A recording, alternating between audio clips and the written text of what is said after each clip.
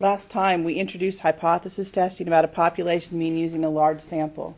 And the reason that we were using that large sample and we were computing a z-score because by central limit theorem we knew regardless of the population's original distribution, the central limit theorem would say for large enough values of n, that standard normal, that normal distribution applies to y bar, and then we can transform that to a z-score. Okay?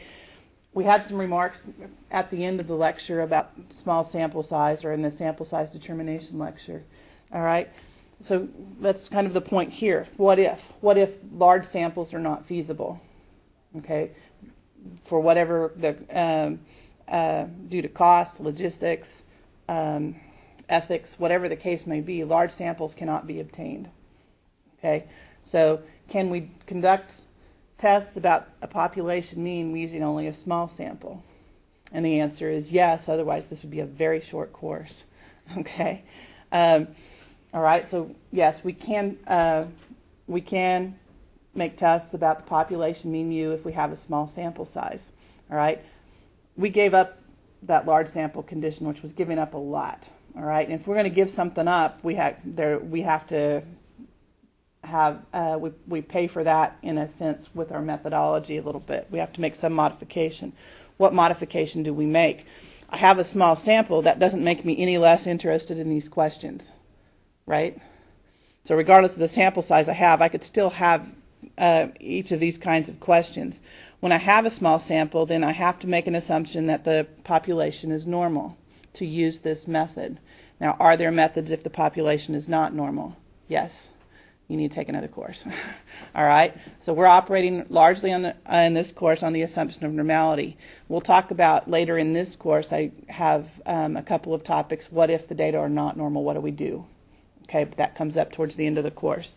So for right now then, if I give up that large sample condition that where the central limit theorem is working for me, the exchange I make is that I make an assumption of normality to use this method.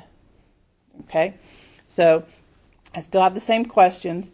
Now then my conditions are listed over here for this test. So I'm using now the formula over here on the right side of the equal sign in this test statistic column is exactly the same as it was last time.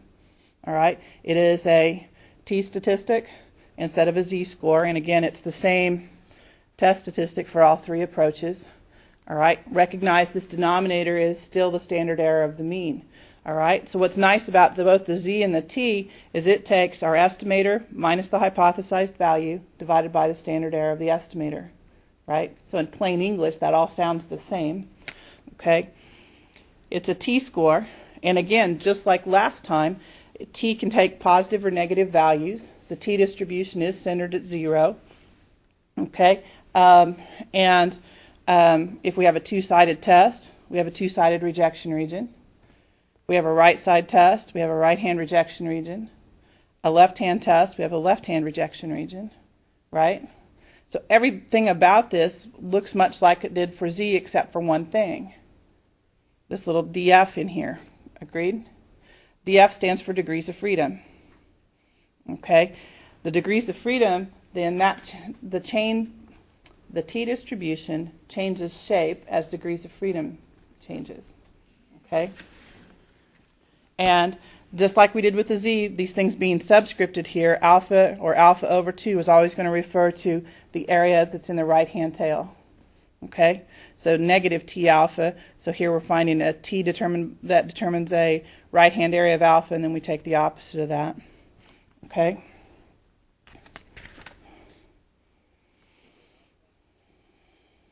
So what does student's t distribution look like? So it's also referred to as t or a student's t. A little background. The student is capitalized. That's the name this distribution was published under. Years ago, statisticians were pretty stuffy about who published in their journals. You had to be a statistician. So the person that derived this or came up with this approach was a chemist named William Gossett, and he worked for Guinness Brewery. All right, so they had, and the conditions were a small sample. So anyway, he published under the name of student. So the next time you have a Guinness, think of statistics, and I've ruined another hobby for you. Yes?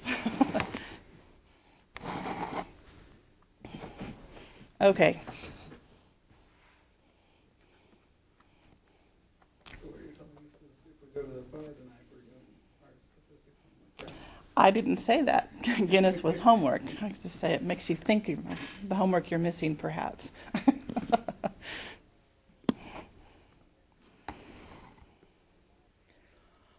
All right, so the t-distribution is a distribution that's symmetric about 0, like the standard normal. The dispersion or spread of the distribution depends on the value of the degrees of freedom. Okay, so what we have here then it's going to look a lot like my normal curve. Centered at 0, and we have a t-distribution. Okay, we can have a second t-distribution, and as a probability distribution, the area under the curve is 1, right? And so we can have another t-distribution. I think we drew something like this in one of the first lectures. A second t-distribution. Again, the area under both curves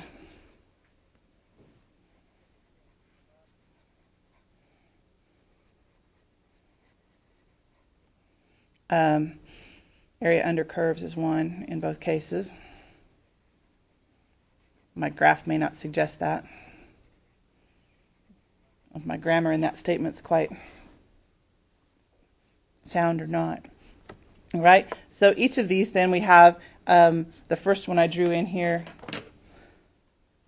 that we'll call our degrees of freedom 1. The second one I drew in the purple dashed line, we have degrees of freedom 2. All right, how degrees of freedom compares here is that degrees of freedom 1, that distribution has more spread to it. Degrees of freedom 1 is larger than degrees of freedom 2. Pardon me, I got that backwards. The lower the degrees of freedom, the more dispersed it is. That's reversed. I knew better than that.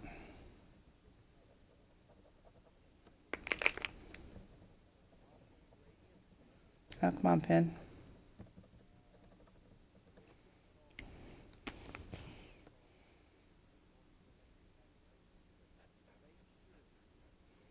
The larger the degrees of freedom, the more compact the distribution. Okay?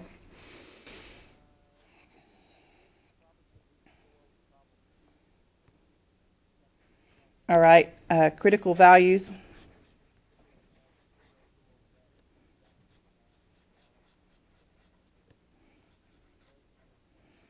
Of T are found in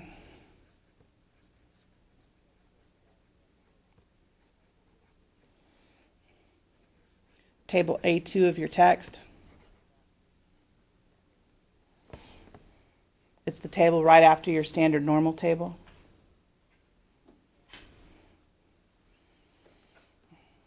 Okay, and like the standard normal table, what we have there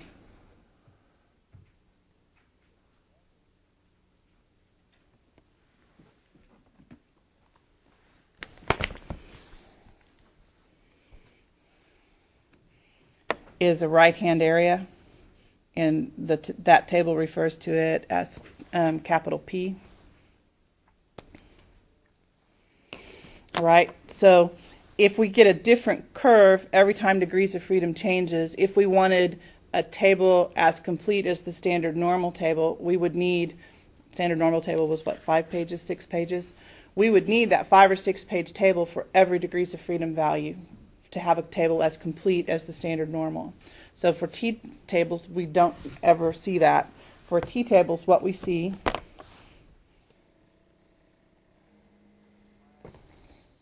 are this kind of information here. So the t-distribution, values of t exceeded with the given probability. So this exceeded with the given probability means that these column headers of 0.0005, 0.001, and so forth, all the way across to 0.25, that those are right-hand areas. The column headers are right-hand areas. That's different than what we saw in the Z table, right? Where those probabilities or right-hand areas were in the body of the table. Okay, here the column headers are right-hand area. Okay, the values in the columns then are the t-scores, and you have to go to the row associated with the degrees of freedom. So here we have degrees of freedom 1, 2, 3, etc., all the way down to the bottom of the page. In magnification here, I can't keep the headers on the page and show you the bottom of this. We came across a couple of values last time that we saw a lot. When the right-hand area is 0.025, what was the z-score? 1.96. Look at the bottom of the 0.025 column here. So go all the way down, and so it goes off screen for me. What value do you have? 1.96. Okay. For right-hand area of 0.05, we've been reporting the z-score of 1.645. Okay, what's the last entry in the column headed by p equals 0.05?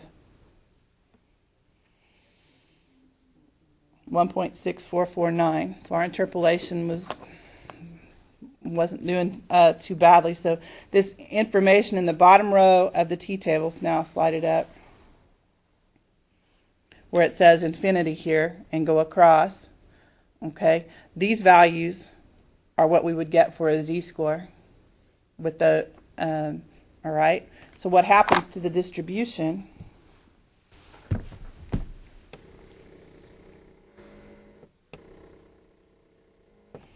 What happens to the distribution here is that as the degrees of freedom become larger, this very dispersed curve starts squeezing in and becomes more and more like a normal distribution. All right, it's never going to be narrower than a normal distribution. Okay, so that all of these curves, so even though they look an awfully lot like my normal, the difference between them actually are that a t-table is referred to as that it's more heavy-tailed. That means the tail areas tend to be bigger than a standard normal. That's because that standard normal curve is stretched out. And so in order to maintain that area of 1, these tail areas get bigger. Okay, so that's why those get bigger, is because we know the area under the curve still remains at 1. Okay. So keep your book open to the page for the student's t-table for those critical values, and we'll learn how to read that table then through an example or two here. All right?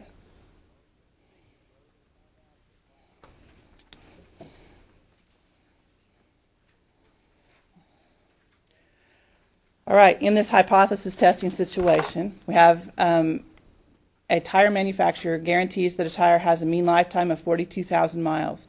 A consumer agency tests this claim. A sample of 10 tires are tested, and the lifetimes in thousands of miles of the tires were given as follows. Can the manufacturer's claim be refuted? Okay, and conduct this test at the 0.05 level. All right, so is this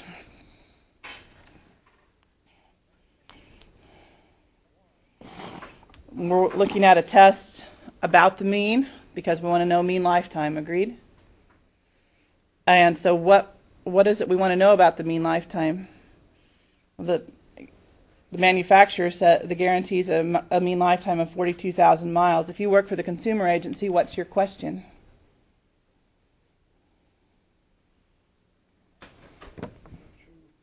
Is that true?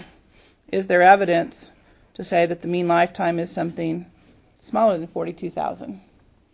Now, if you work for the tire manufacturer, what's your H1? It's greater than. So it depends on your context, what question you ask, right? All right. So we have H1. We believe we're questioning whether or not the mean lifetime, whether it's less than 42,000. So therefore, in the null hypothesis, we write the opposite condition. The need an equality there. The opposite condition says the manufacturer's claim is correct. The consumer agency says it's not, or is questioning whether it is. We're going to conduct our test at the 0.05 level. We have 10 tires here. You can, using the stat functions on your calculator. If you have them, we'll take a minute and compute y bar. I also need the sample size, sample standard deviation. I'll compute the sample size. It's 10.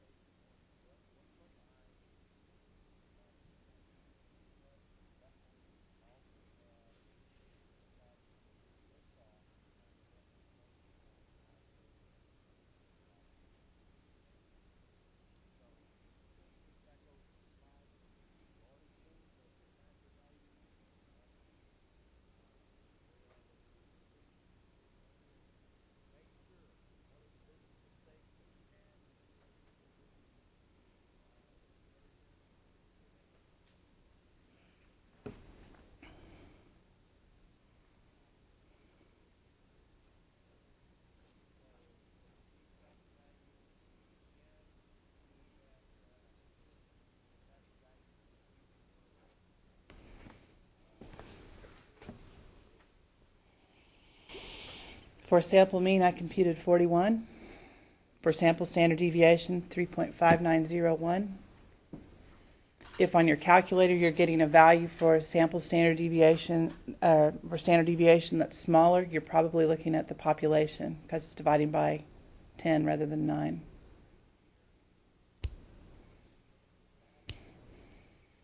Does everyone agree? All right. Given this information then, so we actually form, in practice, we would form our research question before we conduct the experiment, right? Okay. Now then we get this experiment, we see this 41, and what we want to know is, okay, there's some possible evidence here that there's a problem with that claim, right? So what's our test statistic?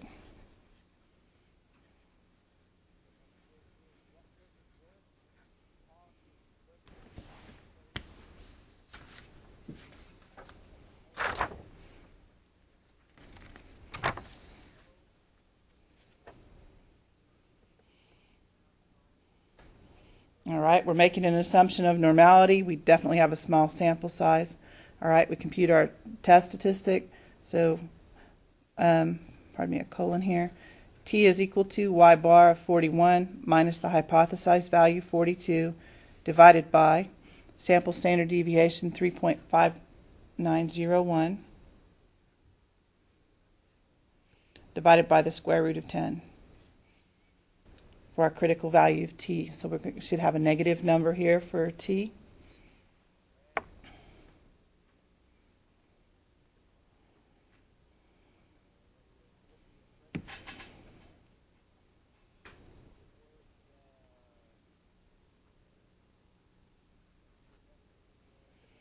I have negative 0.8808. Do you agree? All right. Up at the top of the screen, I have the calculation for t statistic. We actually have a left-hand test, so let's scroll this to the left-hand test. We have a left-hand rejection region. All right, so we need our t table to look up that value, so we're going to reject the null hypothesis.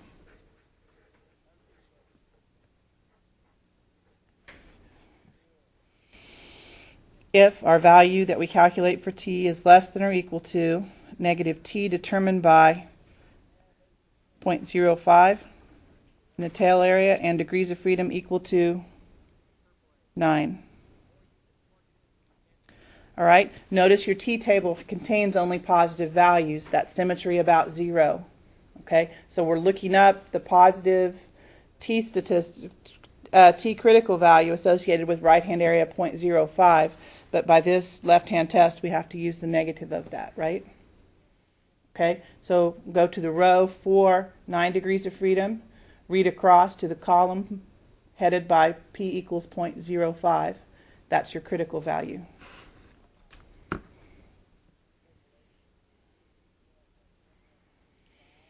All right, so that we would reject the null hypothesis if t is less than or equal to what value? Don't forget, pick up the negative sign, negative 1.8331.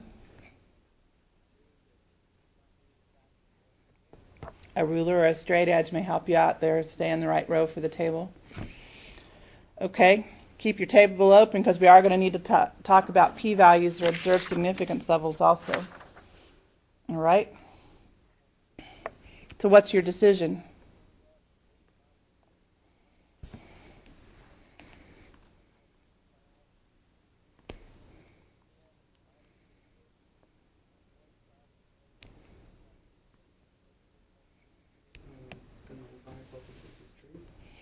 Okay. We don't have any reason to disbelieve the null hypothesis. We have our t distribution. Our rejection region here is negative 1.8331 with this area is 0.05, where we ended up at our negative 0.8808 is right here.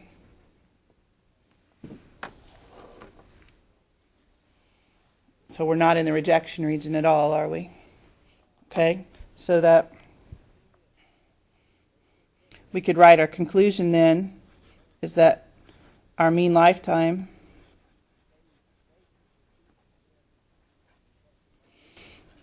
of the tires is not less than 42,000, is it?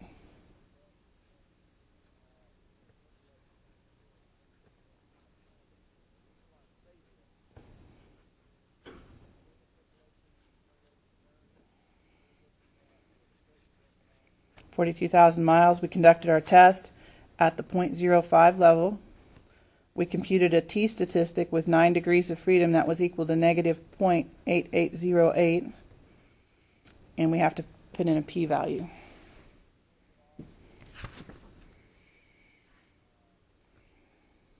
Okay.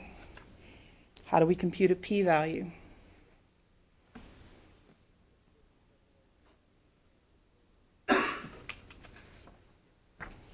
I need just a little more room than I allowed myself on this page with the markers. Hopefully you have just a little bit more space down below here. So we want to find the p-value.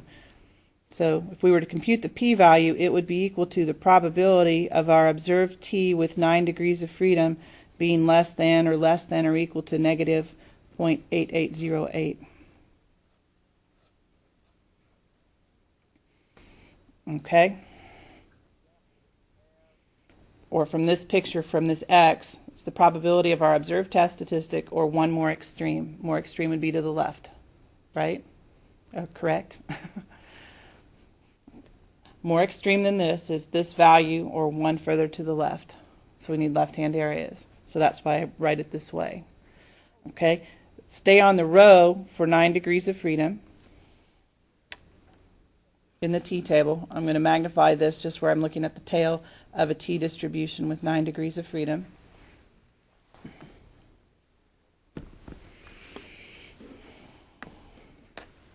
Find the two values between which our calculated value 0.8808 falls. For the purposes of using the table, I'm disregarding the minus sign for now. Okay? So when you look at this, there's a value of 0.7027.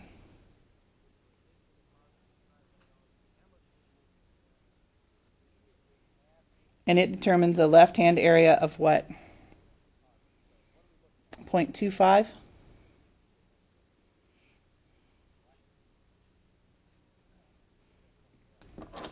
The next value is 1.38, and pardon me, that should be a negative 0.70, shouldn't it? The next value we come to is negative 1.3830, and it determines a left-hand area of 0.1 when we look at the column header. Agreed? Our calculated value is in here somewhere. So the best we can tell is that this probability is what? Is bigger than 0.1 but smaller than 0.25. Okay? So that's what we would report here, is that up here, so that 0.10 is less than p is less than 0.25. From the t-tables, that's the best we can tell, and for this course, that's fine to report. So you want to report the narrowest p-value. Just don't tell me p is bigger than 0.05. I want the narrowest interval you can determine. So that's a little bit different than what we saw in computing p-values for a z-score. All right, so the lesson here first is if you compute a z-score, stay on the z-table to find the p-value. If you compute a t-score, stay on the t-table. Okay? With the t-table, you have to stay in the same row for the degrees of freedom. Okay? Practice a few more of those. That's what's on the next page.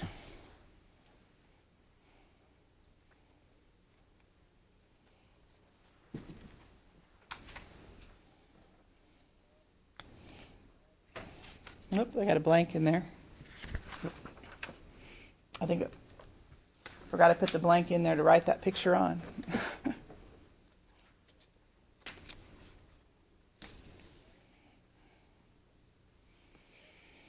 All right, so how do we determine a p-value for each of these following t-tests? My alternative hypothesis is that I have a two-sided test. I have a 15 degree of freedom t-score with 2.43.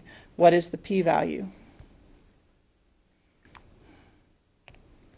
All right, so the p-value is going to be equal to, all right, this is a two-sided test. This t-value is in the right-hand side of the distribution.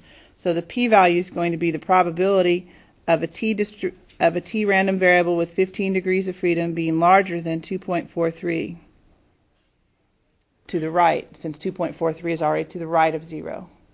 All right, I'm going to double that because it's a two-sided test. Agreed? Because for the rejection region, remember we cut it in half, so we're doing just the opposite. So this is 2 times that probability. All right, so this time my image over here,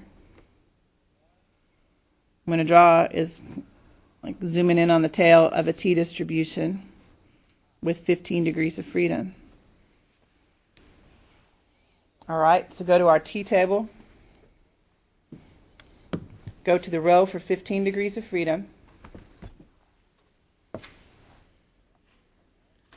Read across that row, find the two values between which your calculated test statistic falls.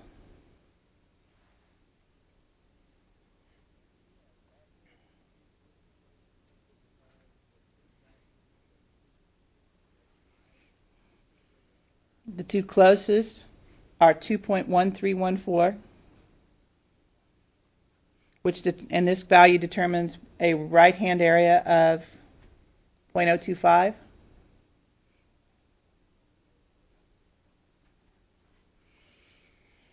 And the next value is 2.6025.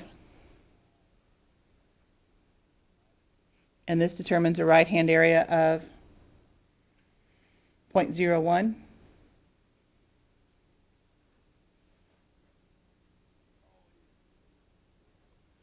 All right, our value, 2.43, is in here. So we know the right-hand area associated with 2.43 is bigger than 0.01 but smaller than 0.025. That's half of the p-value. So we would write 0.01 is less than 1/2 p is less than 0.025.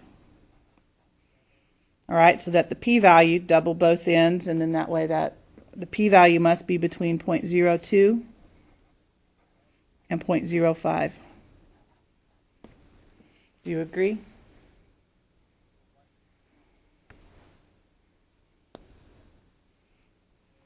This part right here, this probability, p times probability of T15 greater than 2.43 is in between these two values. We need to double that.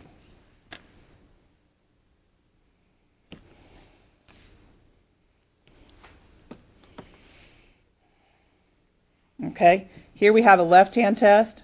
We calculate a value t equals negative 1.26. We have 12 degrees of freedom. So what's our picture look like? Negative 1.26, we're in the left side of the distribution. So I want to draw the left tail.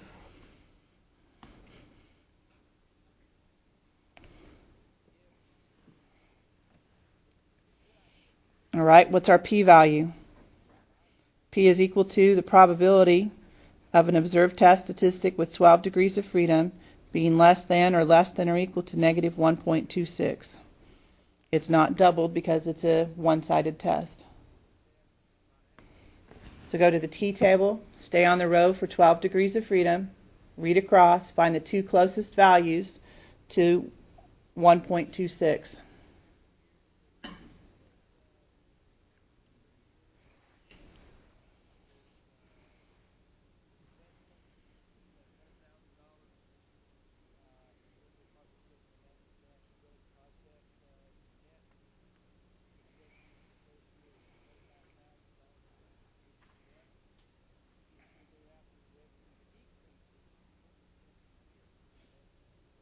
.6955, that's a negative, determines the left-hand area of what? 0.25. The next value over is 1.3562, and it determines a left-hand area of 0.1.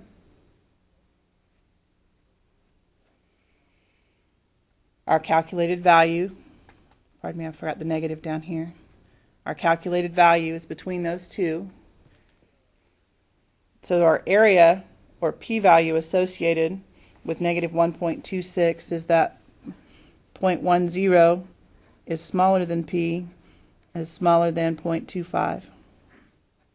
Now be careful in all of these cases because clearly, as well, up here in the positive values, what happens very often is people get these inequalities switched because the magnitude of the values they're looking up are reversed. Remember, the larger t is, the smaller the tail area is. Pardon me, the larger the magnitude of t, the smaller the tail area is. So that's what tends to happen to folks is they get these two symbols turned about because of the value of t they're looking at. And so you want to make sure that after you write that, does this make sense? Because if you use the wrong symbols here, you're going to end up with 0.1 being greater than 0.25, which can never happen. So that means you have a notational problem. Okay?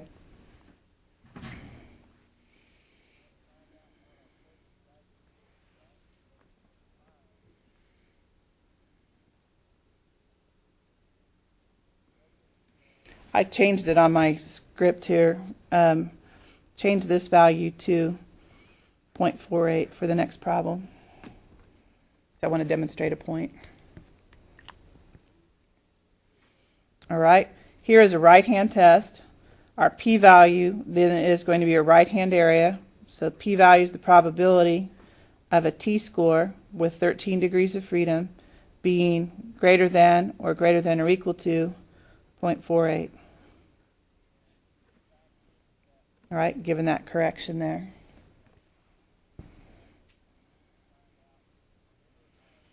Right-hand test, right-hand rejection region, so that's why I compute this right-hand probability. Okay?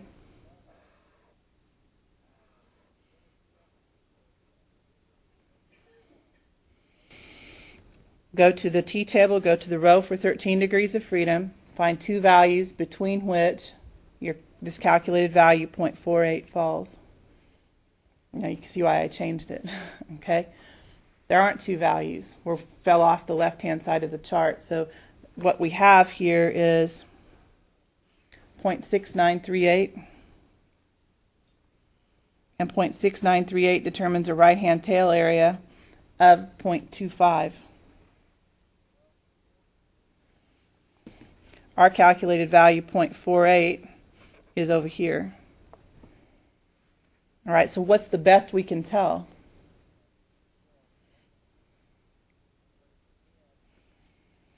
Is that our probability is bigger than 0.25.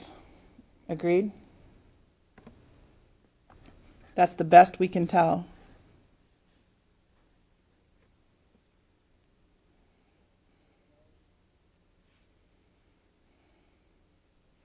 Now, if this were a two-sided test, what would you do differently? You'd have a multiplier of 2 here, and your p-value would be greater than 0.5.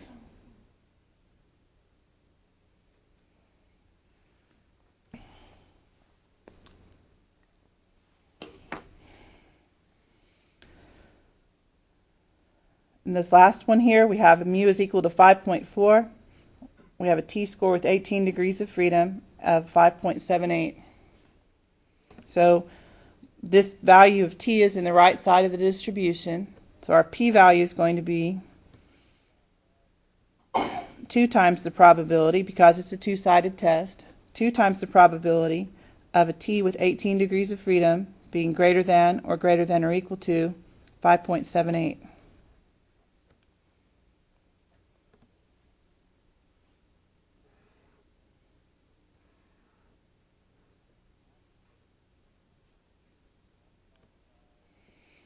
Go to the row for 18 degrees of freedom. When we read across the value,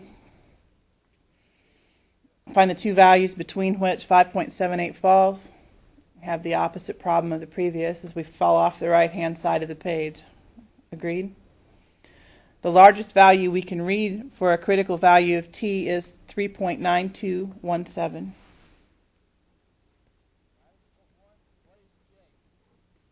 And it determines a right-hand area of 0.0001. 0.05. Our value for t is certainly well beyond 3.9217. So the best we can tell from the table is what?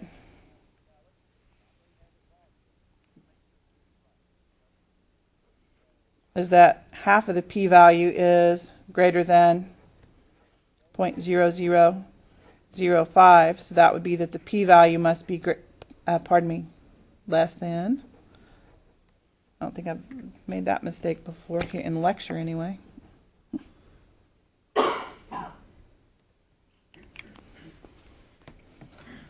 That says that p is less than 0.001 when we double it, right?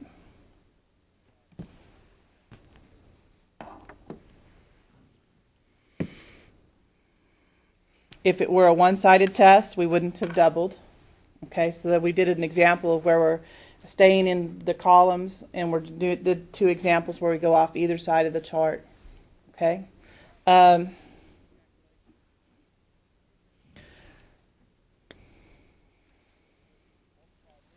For, let's say, either one of these one-sided tests, okay, so say for this value of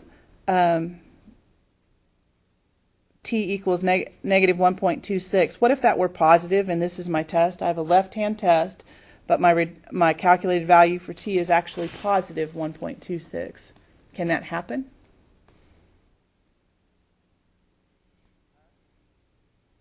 Yes, it can happen. What do I report for a p-value? Is this going to be the p-value? No, it's got to be the left-hand area associated with positive 1.26. The direction of the rejection region is set by this value here, by this expression in H1. So if I had a left-hand test, but I computed a positive 1.26, what I would end up with then is a p-value larger than 0.5, wouldn't I? In fact, it'd be between 0.75 and 0.9, where I've subtracted each of those from 1. Okay, so what does that mean? This means the evidence wasn't even close to rejecting, right? Not even close. So sometimes we form our research question, and then we run our experiment, and we don't have anything close.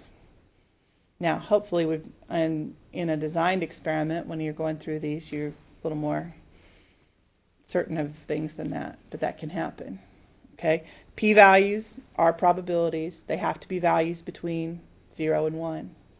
All right, so in the process here, if you get turned about and you start doubling things and subtracting from 1, and you end up reporting a p-value in excess of 1, remember, take a step back and do the common sense check. This is a probability.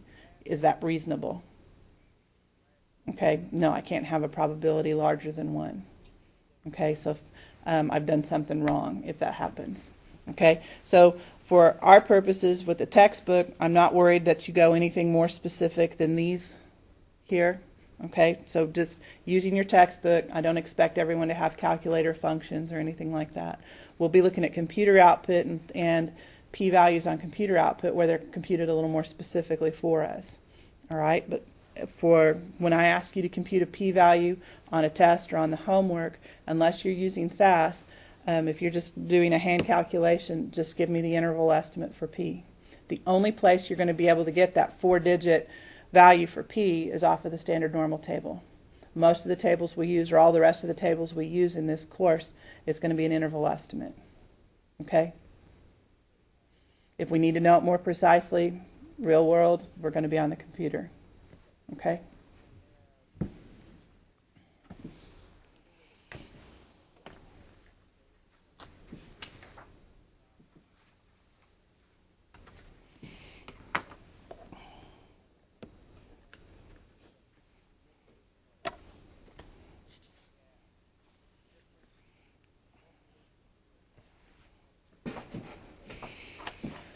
When I have a small sample, I can also estimate the population mean, and so I can look at a confidence interval from mu. The language here is exactly the same as the Z, using the Z table. It is our estimator plus or minus critical value times the standard error of the estimator. Okay? The plain English interpretation of those formulas are exactly the same. Okay? Critical value changes because that critical value depends on what? Depends on these conditions over here. Right? Okay? So if I have a random sample and it's small and it comes from a normal population, then I have to use a t. If it's a large sample, normality is not an issue. Then I can use z. Okay?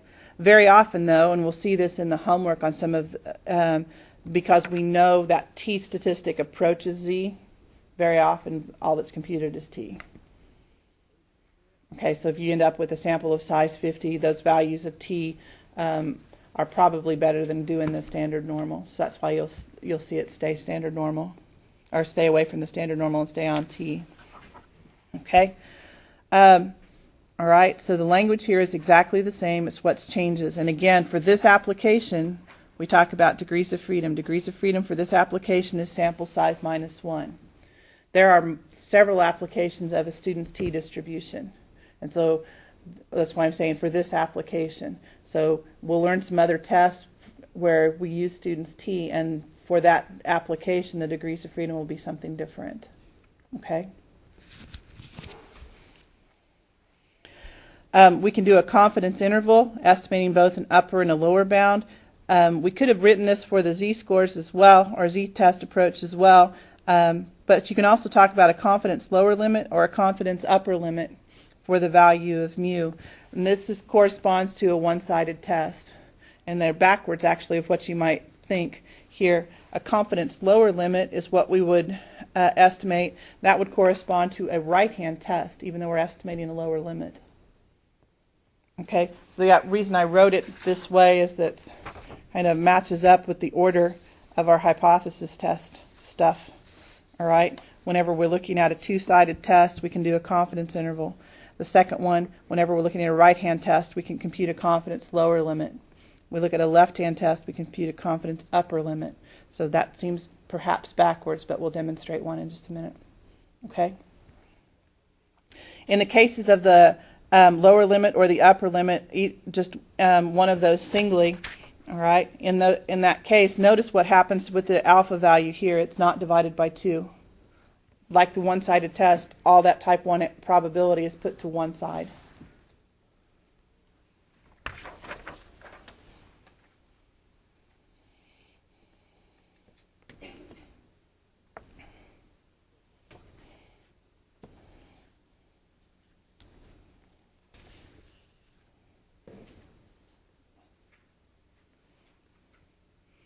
All right. A random sample of 15 is drawn from a normal population. The sample mean was 40 and the standard deviation was 5. Compute a 98% confidence interval for mu. All right, so we are given y bar is 40. Sample standard deviation was 5. We had a sample of size 15. We want a 98% confidence interval, so 1 minus alpha is equal to 0.98. That tells me that alpha is equal to 0.02. So our 98% confidence interval for mu is going to be what? 40 plus or minus critical t determined by alpha over 2, which will be 0.01. Degrees of freedom are going to equal 14. Sample size was 15, so for this application, the degrees of freedom are 14. Our standard error of the mean is standard deviation 5 over the square root of 15. All right, go to the t-table, go to the row for 14 degrees of freedom, go to the column headed by 0.01.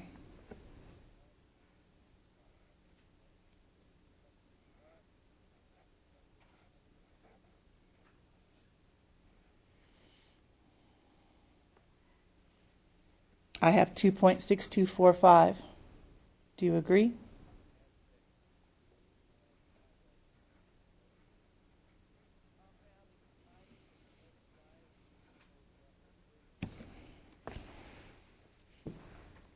$40 plus or minus what value?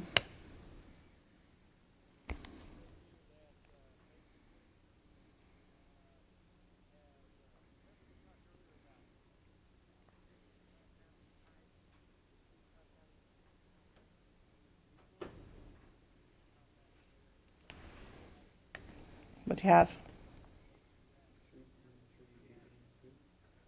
3.3882. Agreed? So that gives me a left endpoint of 36.6118 and a right endpoint of 43.3882.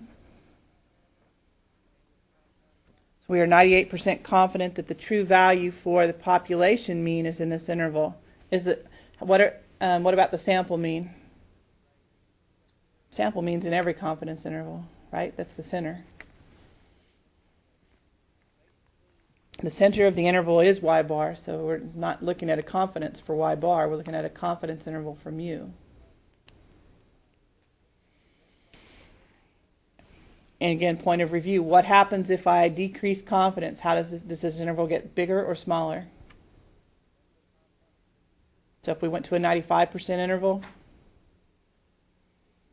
confidence, the size of the interval is smaller, right? Less confident about a smaller target, right?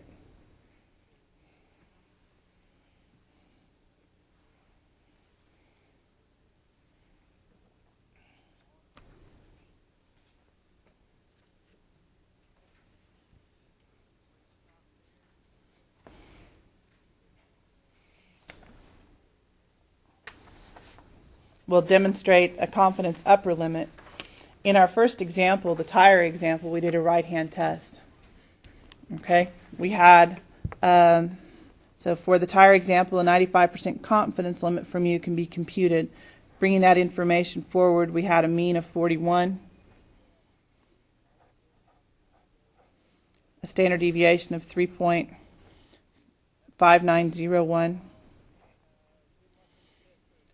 Sample size was 10, and alpha is equal to 0.05. All right, so if we wanted a 95% confidence upper limit,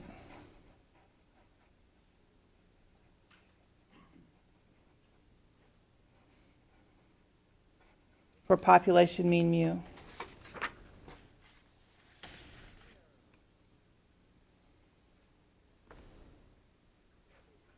Well, that's lower limit, upper limit. All right, so we're going to have 41 plus only, t determined by right-hand area 0.05 with 9 degrees of freedom, times the standard error of the mean, which is 3.5901, over the square root of 10. So I have 41 plus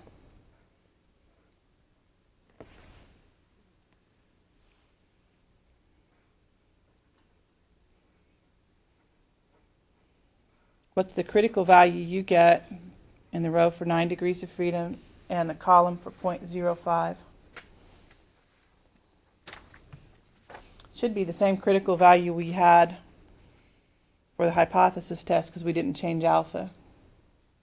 So it'll just be the positive 1.83.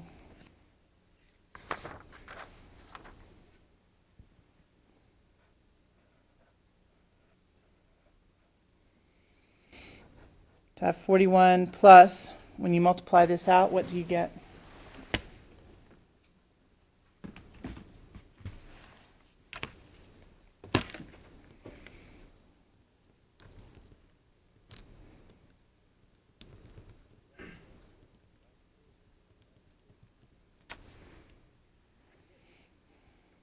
I have 2.0811. That means our confidence upper limit is 43.0811. Does that support our hypothesis test conclusion earlier?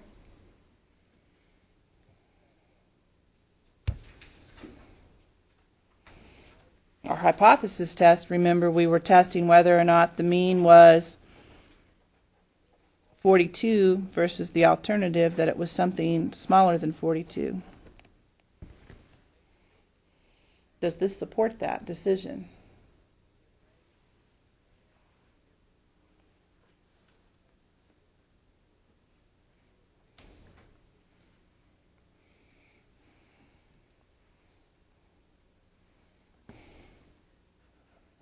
Well, I hope so. Yes. Okay. Why? Alpha stays the same. That's essential. All right. Since the 95% confidence upper limit is larger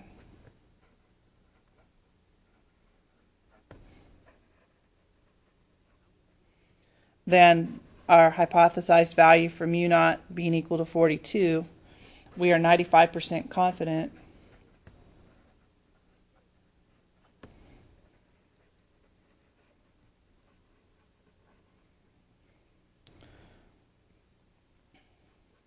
that the mean lifetime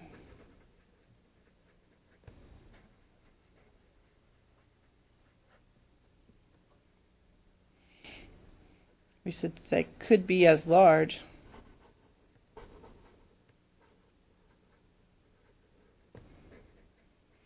as 43.0811.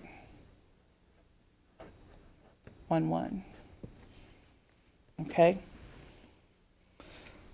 If we would have rejected the null hypothesis in that first example, what value for confidence upper limit would we have seen?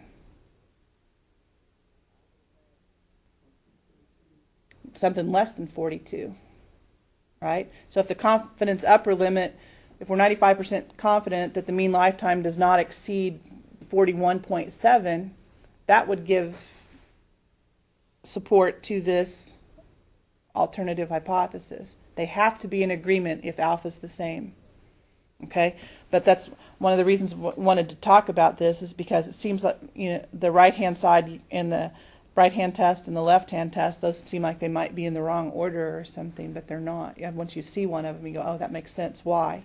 So if you're doing a left-hand test, you want to find out what's the confidence upper limit. If you're doing a right-hand test, what's the confidence lower limit, right?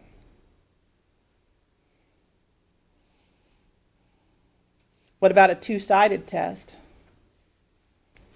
If you had a two-sided test, you would do a confidence interval. Okay? If you fail to reject for a two-sided test, the hypothesized value is in the interval, right? If the confidence interval entirely misses mu naught, it's either all the way to the right of it or all to the left of it, then that would support the decision to reject.